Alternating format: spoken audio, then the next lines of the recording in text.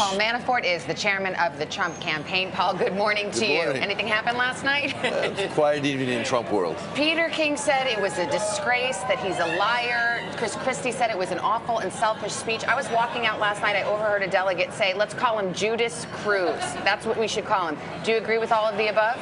Look, Donald Trump wanted to demonstrate to both his opponents in the primaries and to the Republican Party and to the American people that he views the primary process is over. So he invited his opponents to speak at this convention.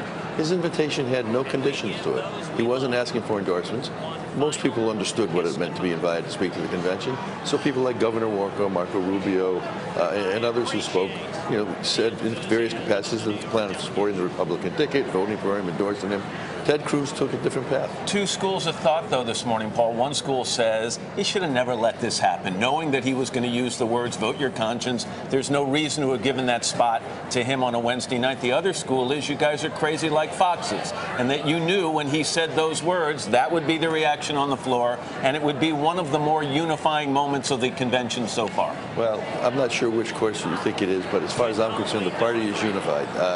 Last night, despite what Senator Cruz did, the party came together because they see that Donald Trump is making an effort. You saw Paul Ryan do a great introduction of Vice President-to-be Pence. You saw a great speech by Governor Pence.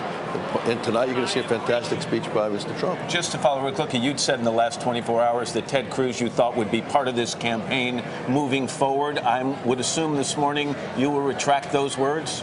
Well, it's up to Ted Cruz, not up to me. You'd let him come back and be part of the campaign? Our position is we want to embrace all Republicans who are prepared to work and support the Trump-Pence ticket. Do you think Chris betrayed you?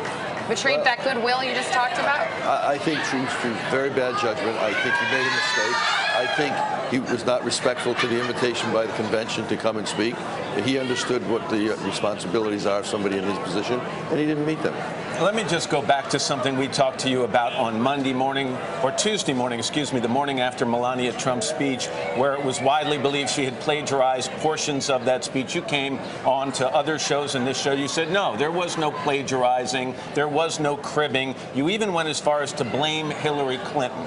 We now know in the last 24 days that, yeah, it was a mistake on the part of the speechwriter. That person is taking the blame for it. So when you said when Hillary Clinton is threatened by a female, the first thing she does is try to destroy that person, would you offer Secretary Clinton an apology for blaming her? Look, first of all, you have to put the situation in context. It wasn't a speechwriter. This was somebody who was not a part of the campaign. Part of the Trump organization. And I didn't even know she was involved in the process. When I spoke to Melania Trump, she said, and she believes and still does, that she did not put those words in there. She did not know that they were words from Michelle Obama, specific words. Do you owe Hillary? Go ahead. Sorry, but that statement says the exact opposite. And Trump told the New York Times he knew 2 days ago that, in fact, Melania had sent the speech. The question is really not about whether she did or she didn't. It's really a matter of candor and whether you knew that those words came from Michelle Obama's speech. And I did not know. I was told by Mrs. Trump, and I believe Mrs. Trump, and I don't think Mrs. Trump still believes she personally put those words in that speech. And as far as Mrs. McIntyre is concerned, I didn't even know of her existence. I asked the speechwriters if they had done it. They said no. I asked Mrs. Trump. She said no.